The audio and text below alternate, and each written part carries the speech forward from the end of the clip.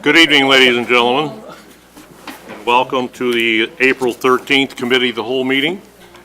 I am Alderman Ron Singer, and I represent the 4th Ward, as well as do I share that responsibility with my charming Alderman Dorothy Flanagan, who is sitting here to my left. And I would like to indicate that all the alderpersons are here this evening, so let's begin with the consideration of the consent agenda.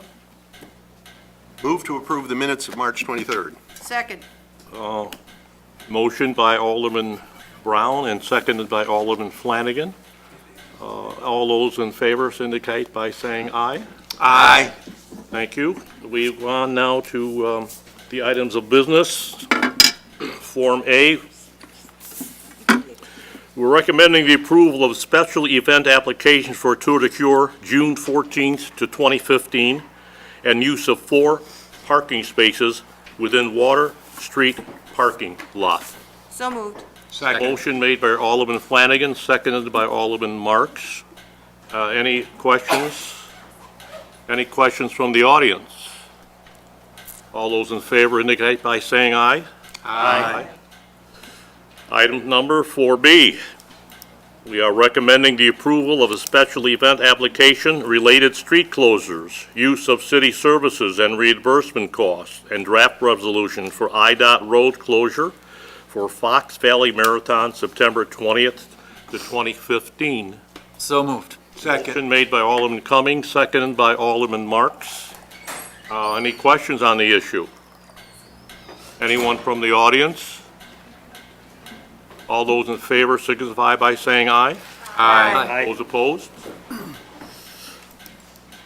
Item 4C, recommend a draft resolution authorizing the acceptance of proposal to bind coverage for commercial liability, excess workers' compensation, property, boiler and machinery, electric utility, crime and excess liability coverage effective April 30th, 2015 at a total cost of $459,351.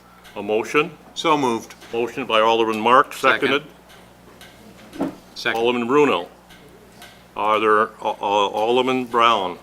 Yes, simple question to Assistant City Administrator. Is this a one-year bid only or a multi-year? This is 1 year. So. Yeah, we do this hopefully every, we get us good news next year. yeah, we do this every year. We don't necessarily market each line every year. We market different lines on different years, because if you market every line every year, then you don't get as favorable renewals if they think you're gonna jump ship every year. Great, thank you. Sure, Yes, Alderman Kilbert. Is there a representative gallery with us? there is. Yes. Jessica?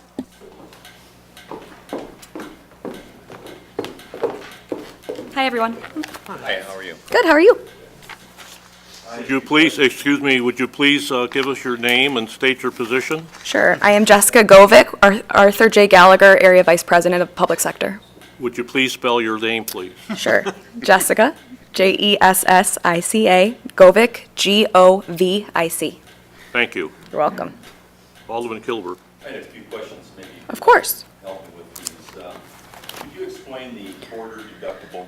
Yes, so we had a really tough workers' compensation renewal this year with some of the claims that we've had over the course of the last year.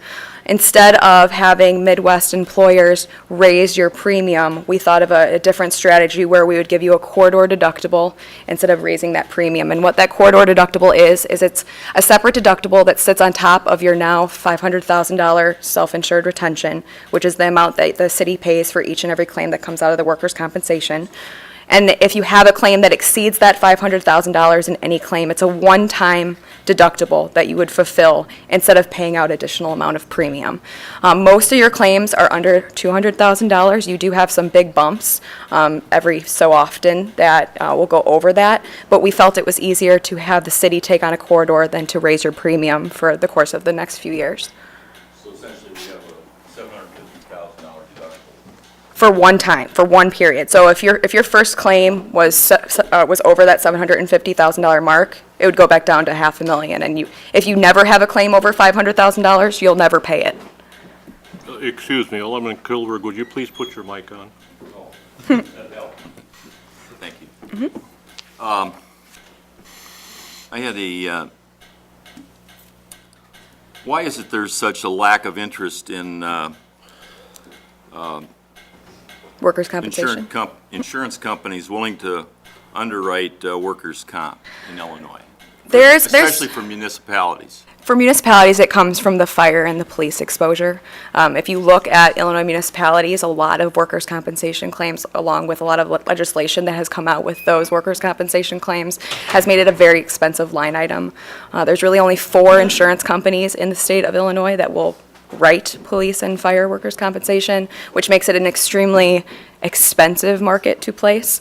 When we marketed it out, we were not going to market it out this year, but because Midwest Employers, who's your current carrier, came back with the terms that they did, we did fully market it out. And the best quote we were able to get actually started at a $750,000 retention. So the fact that Midwest Employers was even offering a $500,000 retention was favorable to the city and to your program. Would you venture to give me an estimate of what our the workers' comp piece would be of this essentially $500,000? What percentage do you think is involved with that? For the retention or the premium? The premium. The premium actually for police officers, that the rates are set by the National Council of Compensation Insurance. It's actually a pretty low rate. I can send that exact figure to Stephanie on what you're paying, because you actually get a credit because your police force has been very. See, this is all bundled, isn't it? Correct. Essentially. And There's different we're seeing rates. about a $500,000 insurance premium here without it really itemized. Is that? No, you're taking on the risk of a $500,000 for Right. each and every claim. But if you look in the history of Geneva, you usually come in much lower than that amount. You don't pay that amount every year. You're buying excess workers' compensation insurance so that you're not paying out the high premiums each and every year. So your workers' compensation cost actually for this upcoming year, premium-wise, are only, I think, Essentially, we're talking about commercial liability, excess workers' compensation, property, boiler and machinery, the electric utility, crime, and excess liability coverage. The $500,000 is only for workers' compensation. You have different retentions for every other line item. That $500,000 is strictly for work comp with Midwest Employers. You have different carriers for each line. Okay. And why is it presented on the agendas? Considering resolution authorizing acceptance of proposal. Because we are renewing all coverages, but you had asked about the workers' compensation line. Right. So what are the premiums for those other elements then? Did you include that? So for property, it's roughly $47,000. For property, for the electric utility is $97,500. Inland machine is $2,200. Our public entity packages, our casualty lines is $55,000.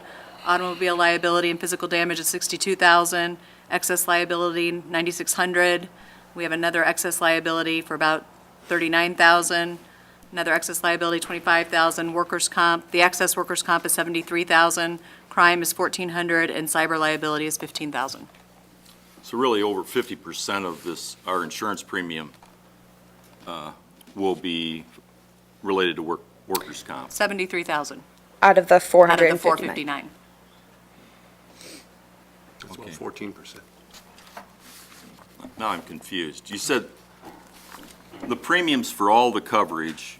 $459,351. 351. I thought just before you said that the workers' compensation piece was, You take on a $500,000 retention, meaning that it's like a deductible. For every claim you have, the city takes on the first $500,000 of that claim before the insurance kicks in.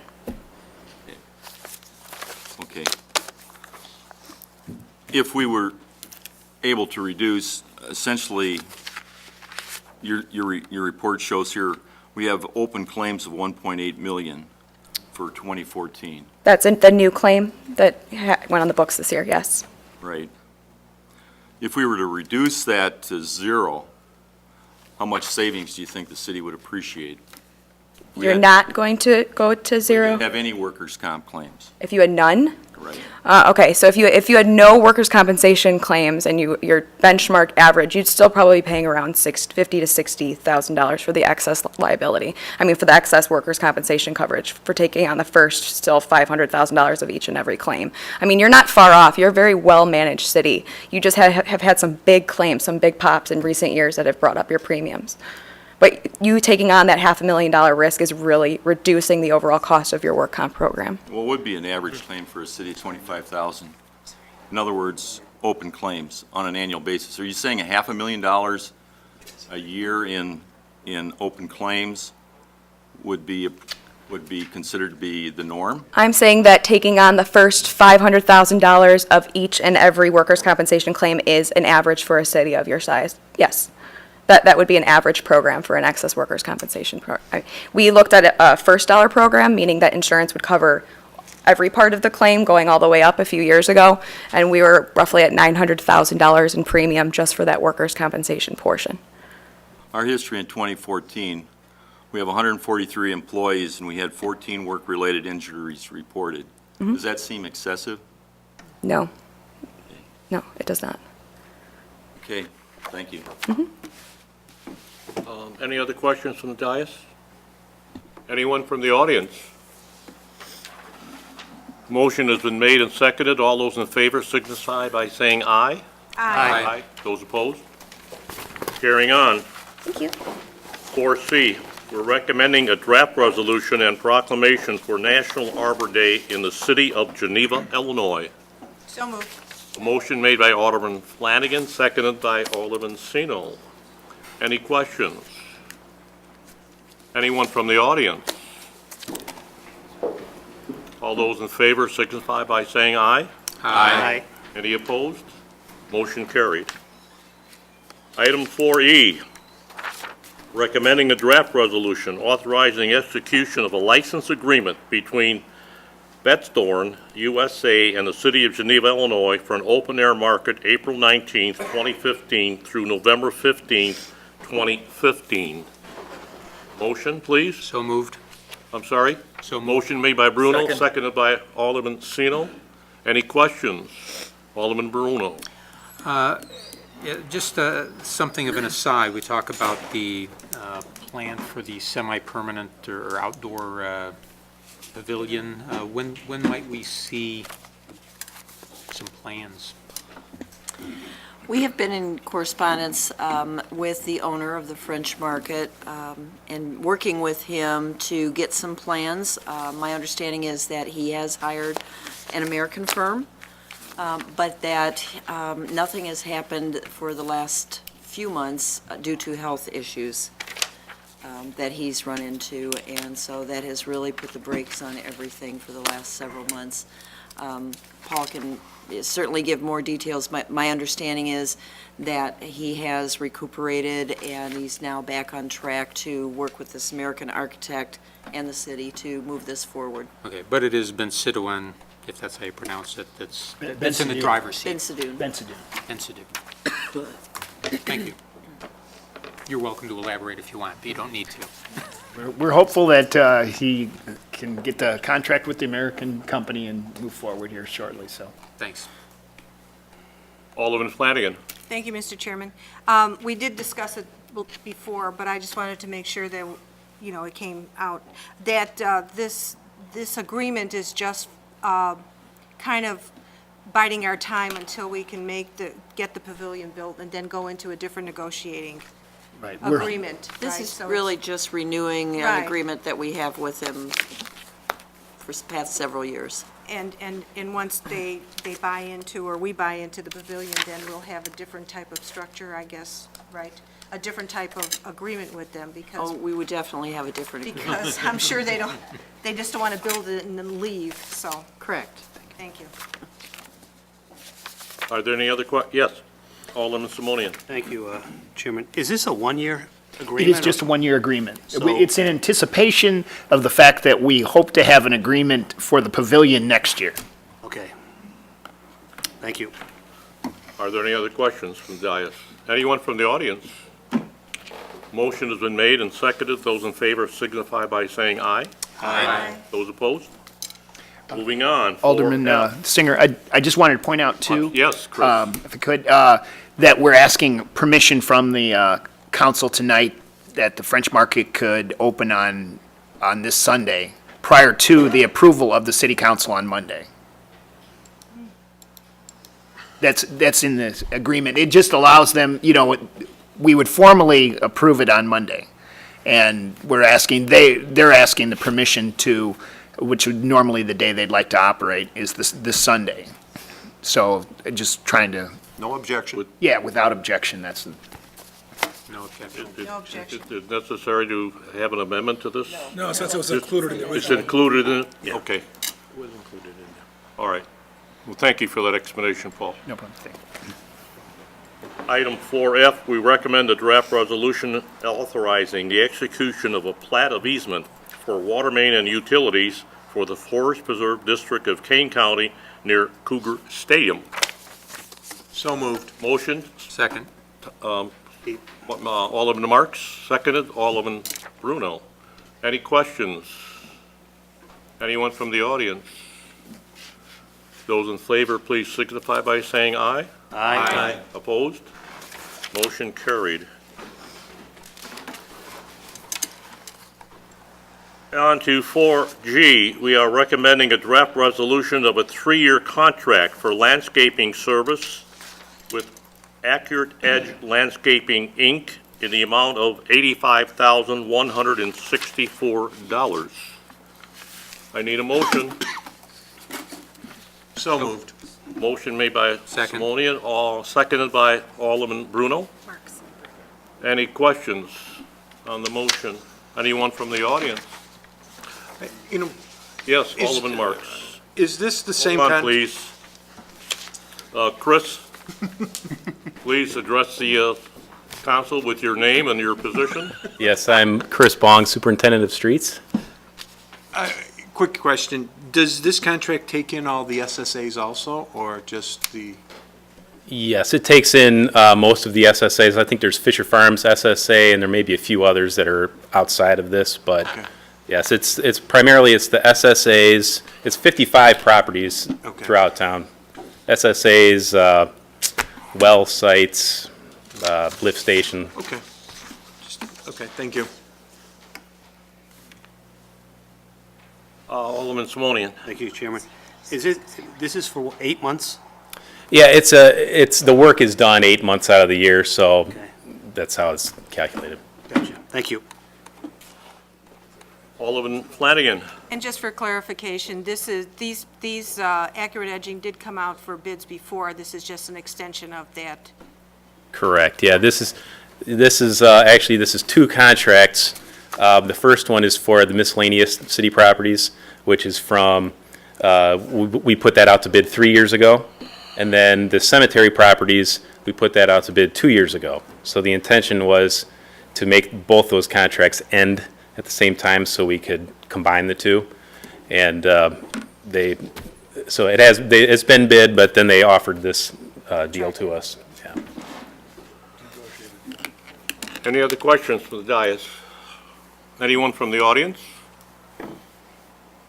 Those in favor, please signify by saying aye. Aye. Those opposed? Go on to H.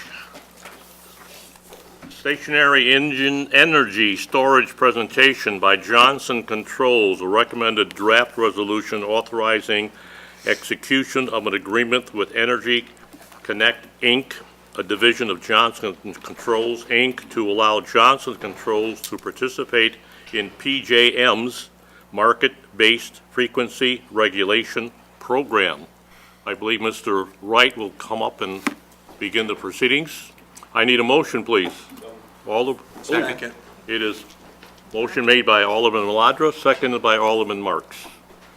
Mr. Wright, the floor is yours. Please address the council with your position, name and position. I'm Hal Wright. I'm the superintendent for the City of Geneva's electric utility. Good to see you tonight. The reason we're here, the reason Johnson Controls is here is because the City of Geneva has several ordinances that protect its business interests. One of those ordinances is one that prevents third-party entities from participating in the PJM markets. There's several markets out there. That being said, the main reason that we put this ordinance in place back in 2009 was because we were concerned that third-party demand aggregators could be harmful to the City of Geneva's voluntary load reduction strategies. And while we were putting that ordinance in place, we made it comprehensive and excluded participation in all of the PJM markets that are available. One of those markets is frequency response. And Johnson Controls is here tonight because they have an exciting new technology that uses battery energy storage, and they would like to participate in that frequency response market. Electric staff, Public Works staff has taken a good hard look at the request, and from an electric utility standpoint, not only do we think it will cause no harm, but we think it could be very beneficial for the City of Geneva in addition to Johnson Controls. So I'm here to let you know that as an electric utility, staff supports it. And with that, I would like to introduce Terry Schuster of Johnson Controls, and I'll let him introduce his colleagues. And I believe he's got a presentation for us tonight. Thank you, Hal. Welcome. Thank you. Pleasure to address you this evening. My name's Terry Schuster. I'm a Director of Strategic Business Development at Johnson Controls. We've got two colleagues here. One is Bruce Campbell. He's a Director of Government Affairs out of Washington, D.C. that works with all of our demand response technologies and so forth in the PJM market. And over here is John Ruiz. He's a Director of Product Development, Innovation, and Integration for our battery storage technologies. I'm going to go through a quick presentation here. I hope you find it exciting as well as educational. I thought Hal and Rich felt that it was important for you to understand what it is that we're trying to do and why this is good for the City of Geneva and certainly for Johnson Controls and for grid reliability and so forth. So if I'll walk through this. I'm going to give you a quick introduction to Johnson Controls here in Geneva and like who we are to just kind of ask you there. My ask is to have you give us approval next Monday to participate in this program called Frequency Regulation, which I'll talk about here shortly. Then we'll talk about the battery storage project specifically here at the Geneva Johnson Controls plant. And with that, I'll start. Figure out, is there a mouse here? Help me out. Is it a touch screen? It's a touch. There we go. Thank you. It's already open down at the bottom. Yeah. Close this baby out. You guys are way ahead of me. There we go. Is this the slide mode? There we go. Okay, so Johnson Controls, we're a $38 billion company. We're based in Milwaukee, Wisconsin. So short drive from here, that's where John is from. You probably best know us by, those that do know us, by being a resident business here in Geneva. We started operations in 1960. It's a 16-acre site, 270,000 square feet of facility and on premise there. We employ 245 hourly employees and about 50 salaried employees. We operate 24 hours a day, 5 to 6 days a week, depending upon our demand. We actually use 7 megawatts of electricity on an average demand, which is about 10% of the electric that is supplied to the whole city of Geneva on a regular basis and during the summer months. You peak something above that, but a pretty substantial electric utility customer of yours. Very safe operation, 0 recordable accidents in the last 325 days. The manufacturing capacity of the plant, we build lead-acid automobile batteries there. We build 28,000 units per day of batteries. It's a really high likelihood that the battery in your car was manufactured by Johnson Controls. We're certified with all the appropriate quality certifications and so forth. We're also a community, let's say, member of the community here. We support, have a contract with the Geneva School District for a lot of their services in the building efficiency area and chillers and HVAC systems and so forth. And we're also a supporter of the Geneva Beautification Initiative here. That's a little bit about who Johnson Controls here is. Real high-level view. We're a $38 billion company, rather diverse, having a building efficiency division as well, which is focused on HVAC systems and lighting and all those things that can be automated in buildings to reduce energy spend. We have a Power Solutions group, which is who this battery plant is part of, building batteries and so forth, not only lead-acid batteries, but lithium-ion batteries. And then we also have an Automotive Experience division, which builds consoles and dashboards and things of that nature. So pretty diverse. We have a lot of manufacturing facilities across the whole United States, you guys being one of them here in Geneva. Real quick, high-level overview education of the electric grid. The generation, transmission, and distribution is basically what Hal is dealing with on a daily basis. This is all what we call in front of the meter. And then the behind the meter is all the people that use electricity. So even this building is behind the meter, the Johnson Controls plant is behind the meter and so forth, and that's where the energy is actually used. I think you spend most of your time in the distribution area. PJM is mostly responsible for generation and transmission. And what PJM is responsible for is balancing supply and demand. It's one of their of many things that they're responsible for. But make sure that every time somebody turns on a piece of machinery, there's enough supply in the system to be able to allow that piece of machinery to turn on and maintain 60 hertz of power. 60 hertz is very important. If you have something less than 60 hertz or more than 60 hertz, by less than a few percentage, your computer can go haywire, things in your house will not work, etc. So it's very important to manage that grid balance of supply and demand. And I'm going to get into why that is important to the project that we're working on. One thing that's really interesting out there is you go out to the west and you see all the wind turbines out by DeKalb and so forth, and you certainly know about solar power and so forth. One of the things that renewable power creates is a big challenge for managing and balancing supply and demand. You can see a little graph down there below. That's of a solar field, and every time that comes down, that's what comes because the clouds and the sun's not shining, and their power of those solar panels are coming down. Wind turbines, the wind stops blowing, you're getting less electricity. And those create challenges for the grid operators to make sure that supply and demand are there. And as you can see here, when we have overgeneration, the hertz that I was talking about before will go up because there's more generation than there is demand. And vice versa, when demand is higher, you're going to end up having less hertz. And that's the importance of balancing supply and demand.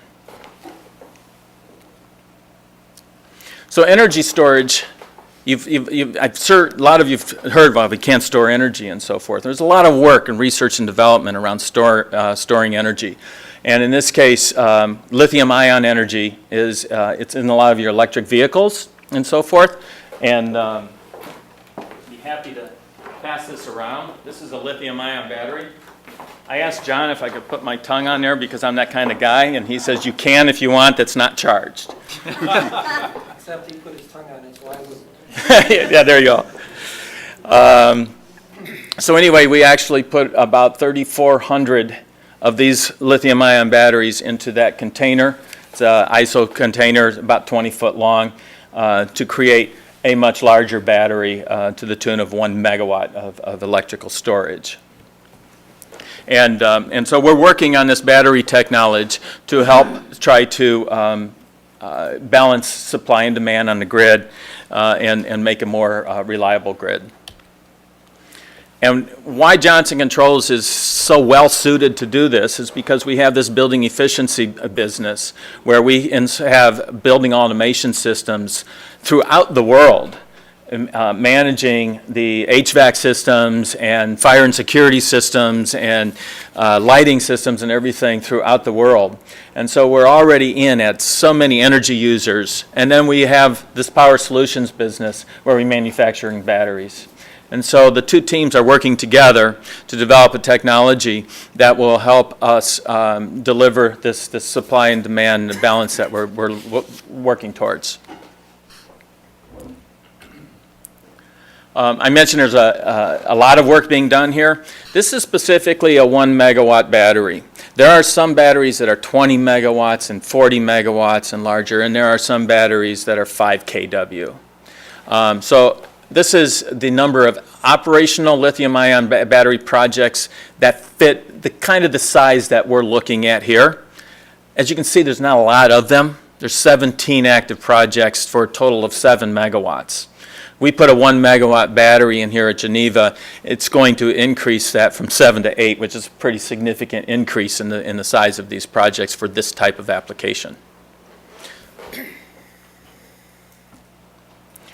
For some of you that don't know where Johnson Controls sits, the McDonald's over on State, just head south there from down that Glengarry Road, and you'll see our plant. It's kind of hidden. It's a dead-end road. There's no reason to drive back there. There's no big, beautiful houses to look at back there or anything, no Christmas lights or anything like that.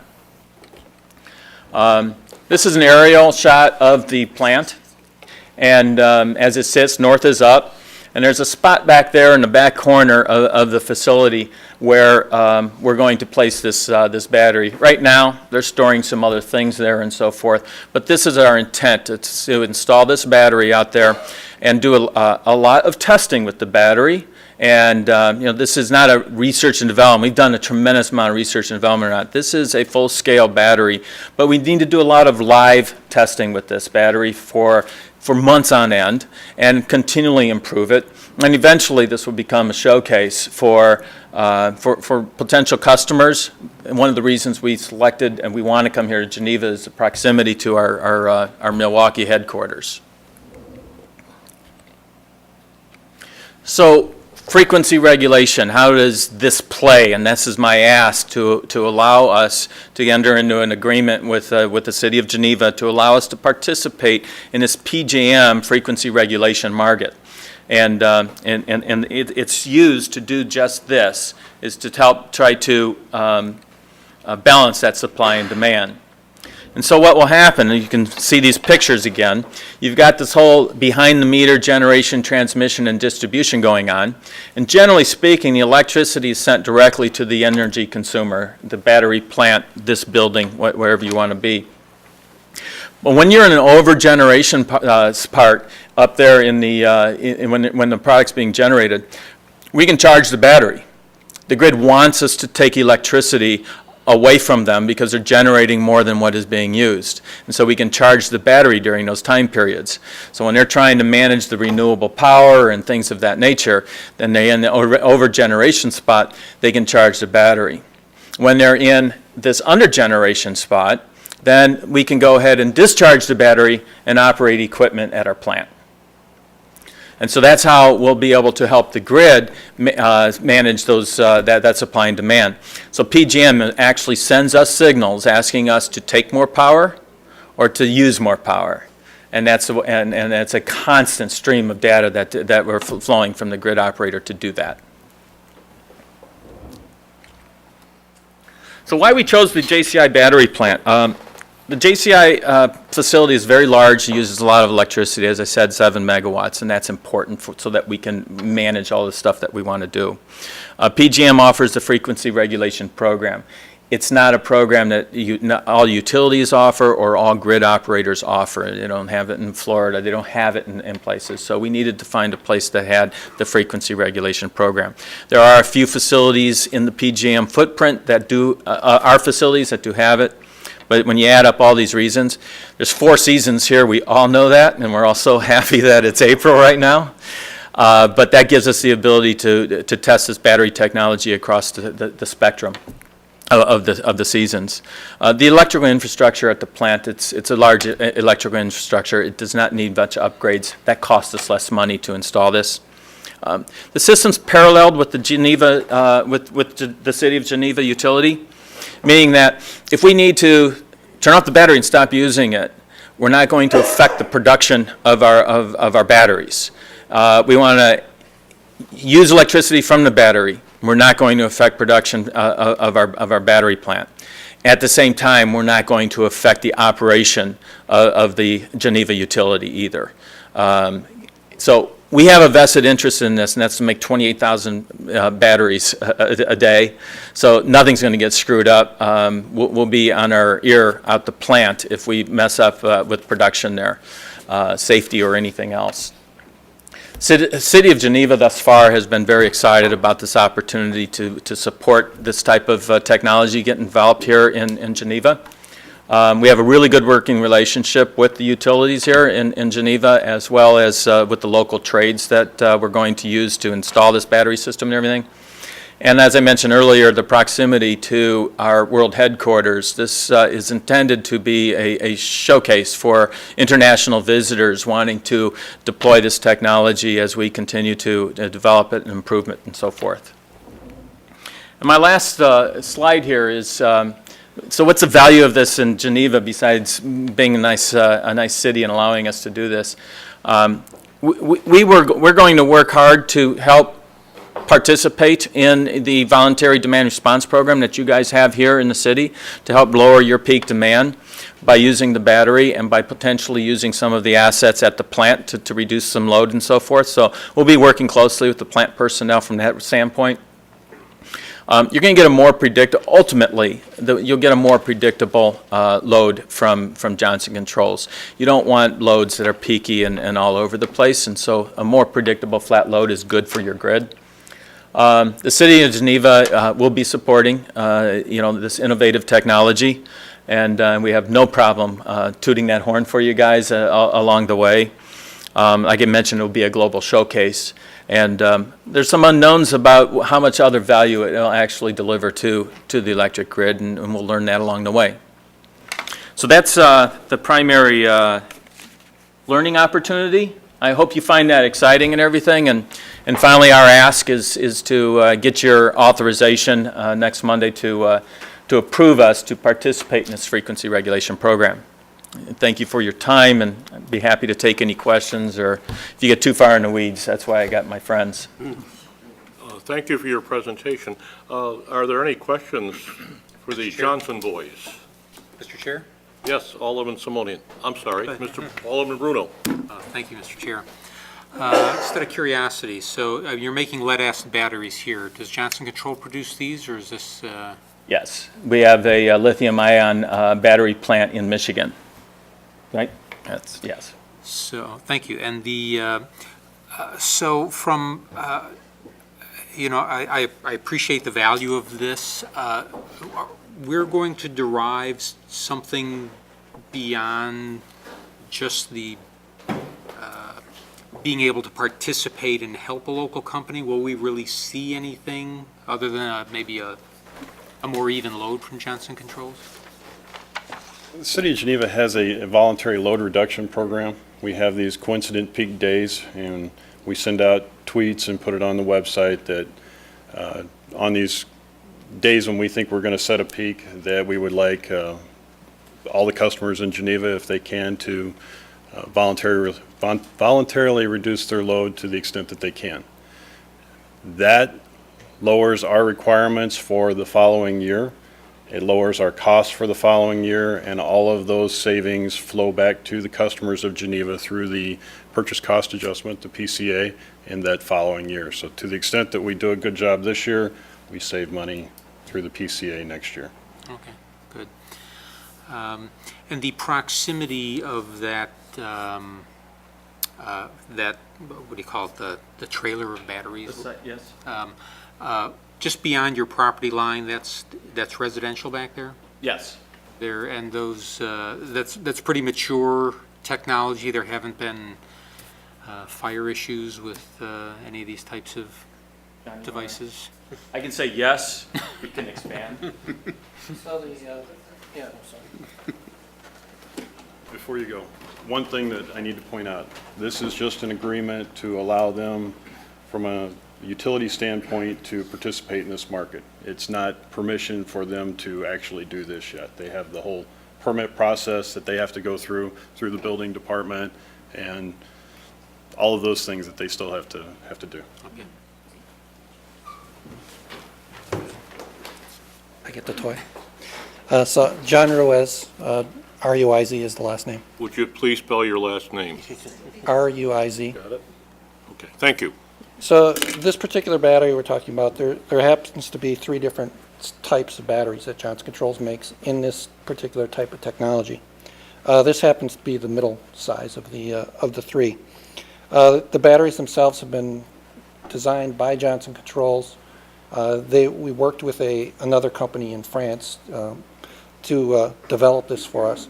And in total, this battery within Johnson Controls has been produced since 2008.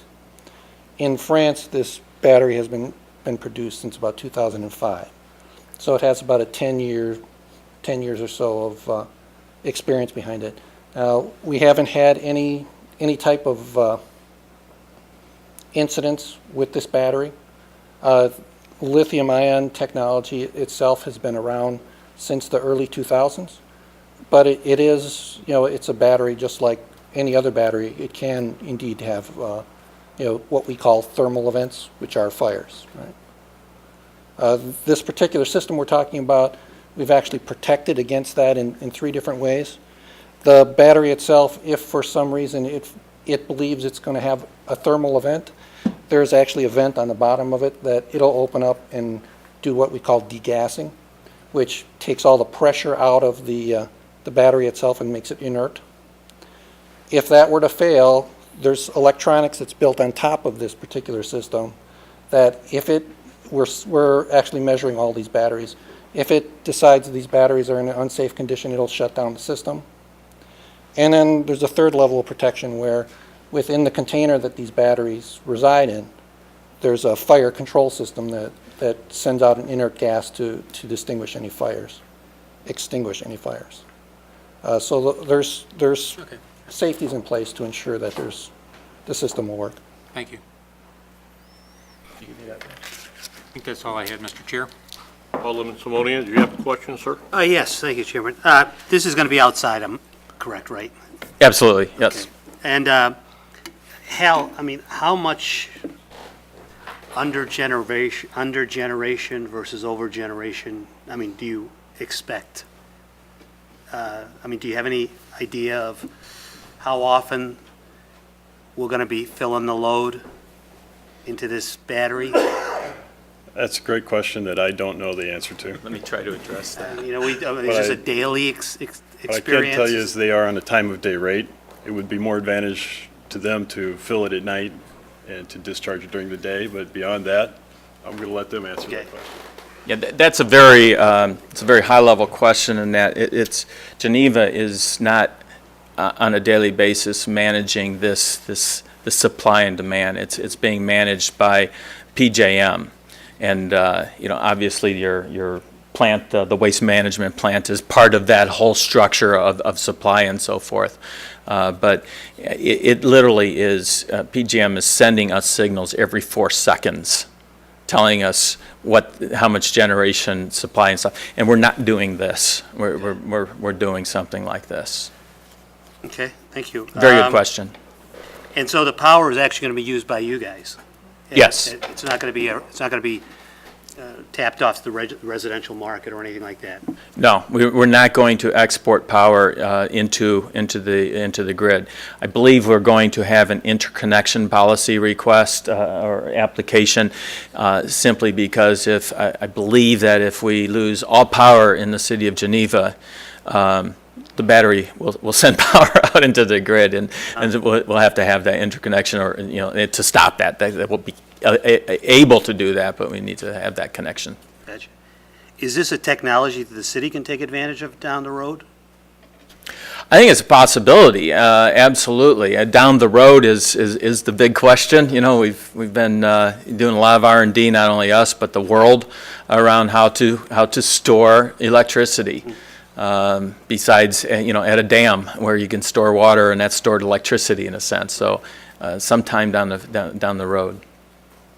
And how long do you anticipate this test or going on, would you say? Or is this going to be an ongoing? It's going to be an ongoing thing. It'll be a pilot/showcase. Again, because a lot of our engineers are in Milwaukee and be able to come down here with less disruption to their families and so forth, as well as visitors and things of that nature. I believe the agreement is written on a 5-year ask with a 5-year renewal clause. That's what I thought. So it's a long-term solution for us and learning process.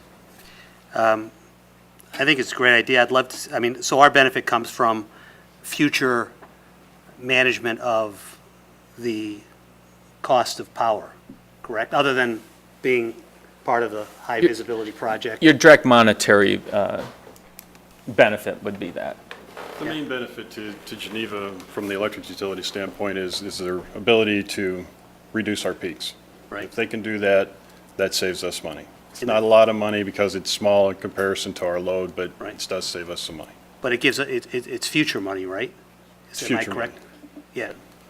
I think it's great. What I would like to see is if we could get, if this technology proves successful, that we as a city get some sort of future benefit as well. And what I mean by that is, you know, some kind of a, I mean, if we buy into this, that we buy into it at a, you know, special rate, if that's possible. You know what I mean?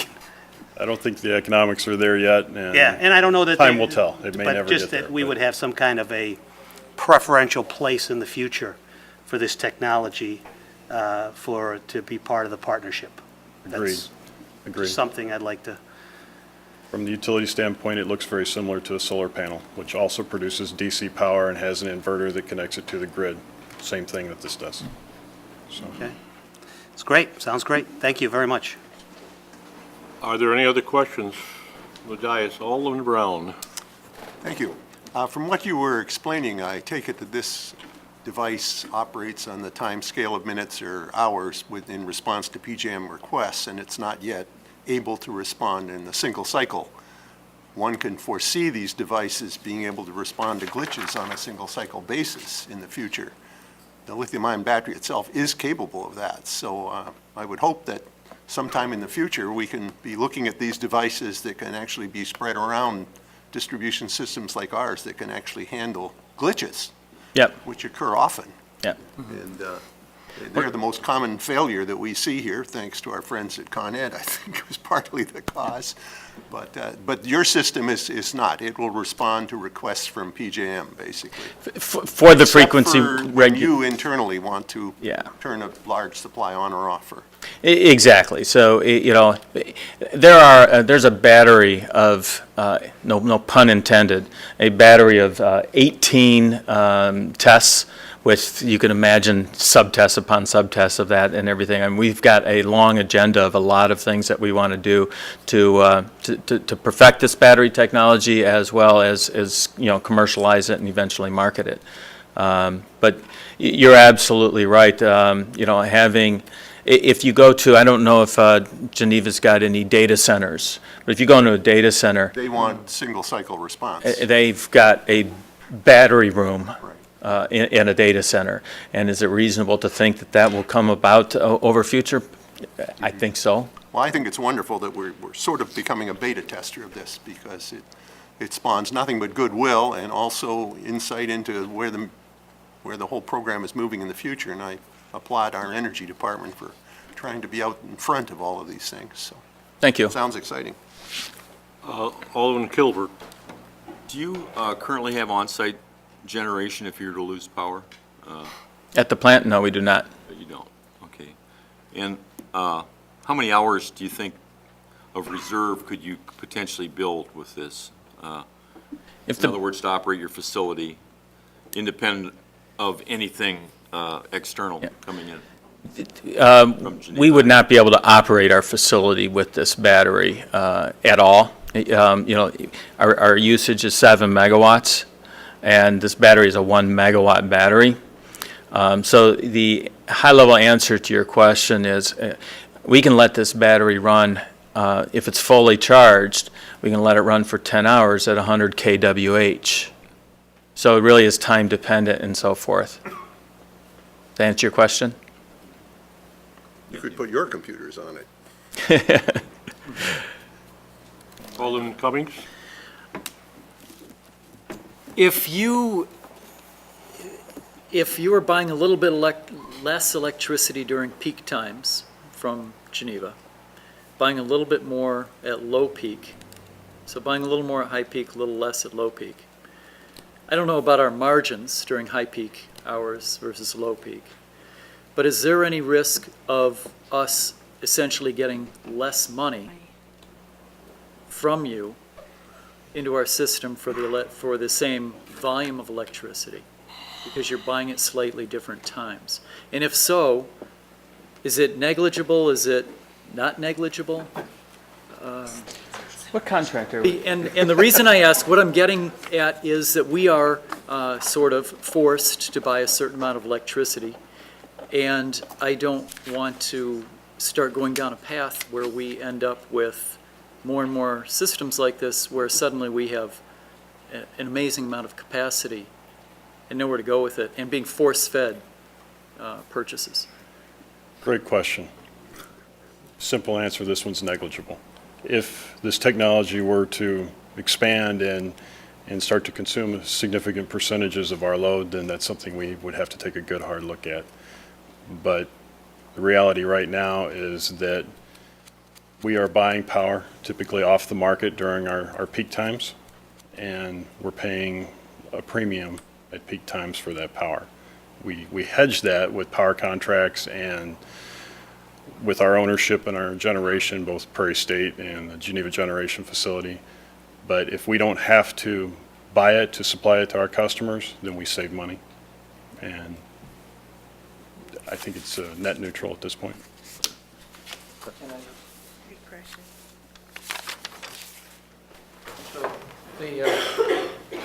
For what we're asking for today, this PJM frequency response, it's actually, the signal that you get from PJM happens to be neutral over a 15-minute basis.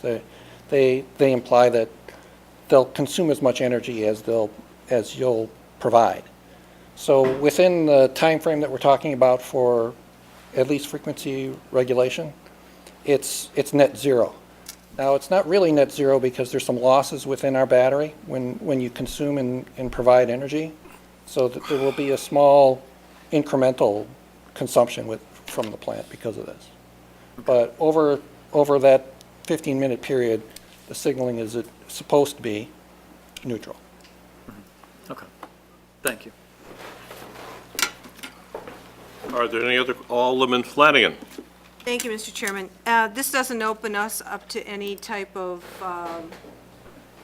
problems with offering or doing, yeah, like third-party providers, where we're trying to not.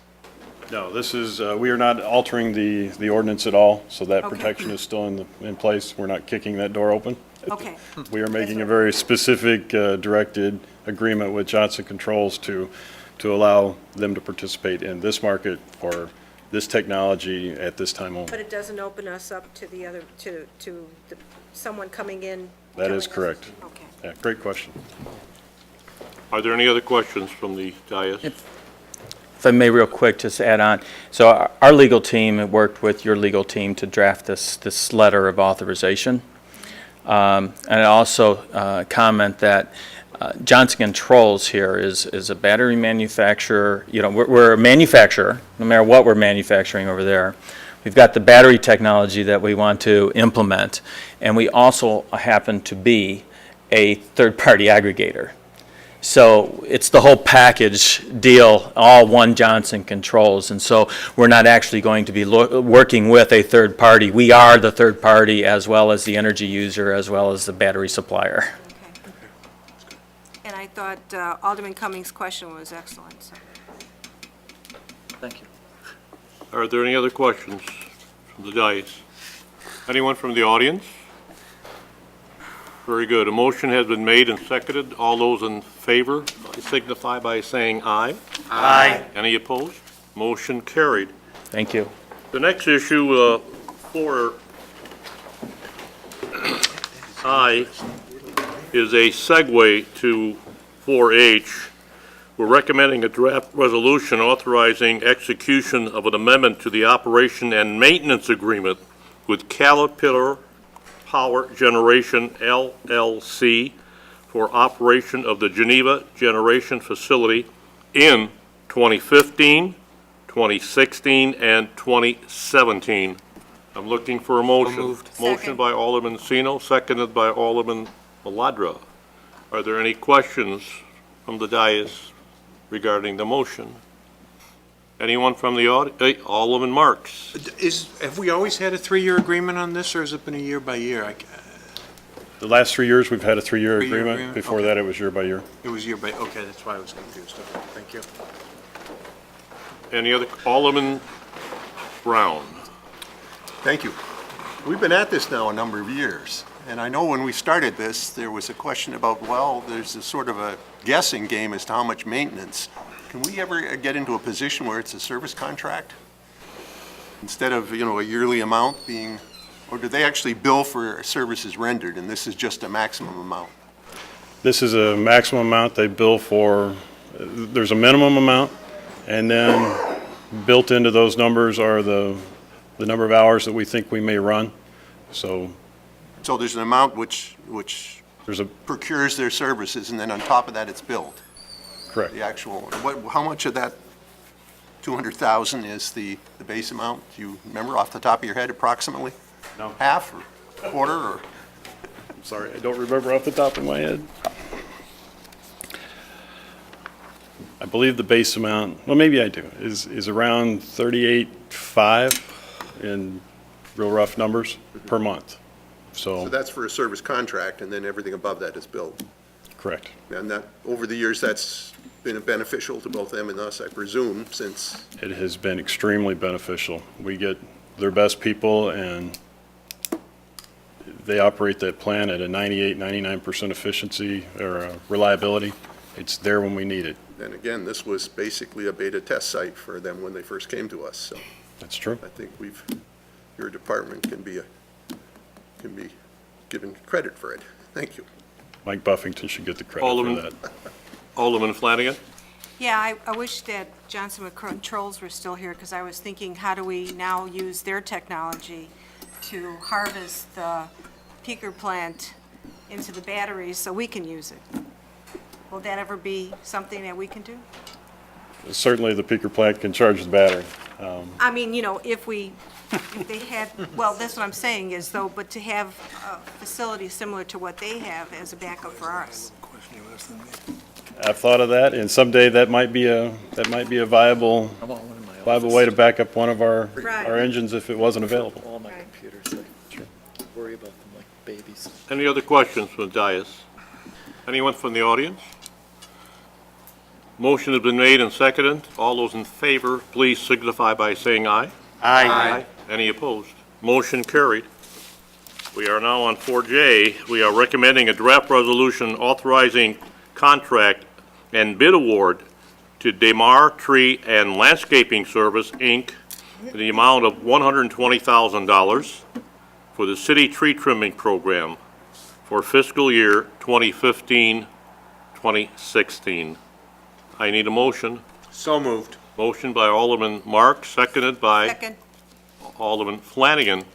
Any questions from the dais? Any questions from the audience? All those in favor signify by saying aye.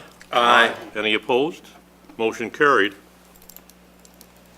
4K, we are recommending a draft resolution authorizing Plody Construction to perform overnight roadway construction between the hours of 8 p.m. and 6 a.m. on Illinois Route 38 intersections of Anderson Boulevard and First Street. I need a motion. So moved. Motion by Alderman Sino, seconded by Alderman Cummings. Any questions? Alderman Brown. Brings up kind of a silly question. I was always under the impression that we had to ask the state for permission to do anything on State Route 38 because it's actually their property. So this is implying that our city ordinance about noise applies to their property. I guess it does. The noise goes off their property. Richard Babica, Director of Public Works. Richard, would you please introduce yourself and tell us your position? Richard Babica, Director of Public Works. Thank you, sir. This is a requirement within the standard specifications of IDOT's handbook that any overnight work must first have the consensus of the local jurisdiction that it's working within. Thank IDOT for removing us from this potential legal hassle. They are being very, very cooperative. Richard, has there been any estimate time as to when you expect them to be at Anderson Boulevard? They are targeting, they have split the project into two projects. The first project begins at Route 47 and works their way east to Peck, and then from Peck to Route 31 is the second phase. They expect to be at Peck sometime mid to late May, which would put them completing the second phase into late June, early July. Very good, thank you. Yes, Ms. McKittrick. Thank you, Mr. Chairman. I just wanted to make sure that the council knew that it was our Public Works staff that made this request to IDOT and to PLOTE in order to keep our businesses open and thriving during the day, that through the business district, that the work be done at night, and then just the opposite through the residential districts. So that we don't keep the residents up at night. But it was Rich and Brian that actually brought up the idea and suggested that to the contractor and to the state, so I just wanted to make sure you're aware of that. It wasn't volunteered by the state of Illinois. Thank you, Ms. McKittrick. Any other questions? Following that request, St. Charles and KDOT actually jumped on our bandwagon, so we led the way, and now we're pulling everybody behind us. Alderman Bruno. Thank you, Mr. Chair. I don't think I found it in here. Wasn't there one component of working downtown that, like, the entire length was going to be done? Isn't there going to be some small component that will be done during the day, or does this supersede anything I'd heard before on that? The night work will predominantly consist of the milling operations, which is the removal of the asphalt surface, as well as then the surface installation, well, the leveling binder and then the surface installation. The work that actually initiated today, which will be going on during daytime hours, will include all concrete work. So that'll be the isolated curb repairs, the isolated sidewalk replacements at the ramps, as well as the utility frame adjustments, where they actually break out the existing manhole structures and then reset them to the new grades. Okay, thank you. The one requirement that will have to go during daytime hours is with the installation of the tack binding coat between the binder levels asphalt and the surface level asphalt, and that is due to state specifications that has to cure in direct sunlight. Thank you very much. Thank you, Mr. Chair. Are there any other questions? Anyone from the audience? All those in favor of the motion signify by saying aye. Aye. Those opposed? Motion carried. Thank you. We are now into number 5, which is new business. Is there any new business at hand to be addressed at this evening's meeting? Anyone? Anyone from the audience? Well, let's go on down to the upcoming meeting. The regular committee of the whole meeting will take place on April 27th, 2015 at 7 p.m. Number 7, we are going to a closed session on collective negotiating matters between public employees and their employers in the operation by a municipality of a municipal utility or the operation of a municipal power agency related to purchase, sale, or delivery of electricity. I need a motion for us. We'll move to go into closed session. Motion made by whom? Alderman Brown, seconded by Alderman Marks. Those in favor, signify. Roll call is necessary. Chuck Brown? Aye. Mike Bruno? Aye. Donald Cummings? Aye. Dorothy Flanagan? Aye. Dean Kilburg? Aye. Craig Maladra? Aye. Richard Marks? Aye. Tom Simonian? Aye. Ron Singer? Aye. Mary Sino? Aye. May I inform the audience as well that there will be no action taken on this issue once we return to open session.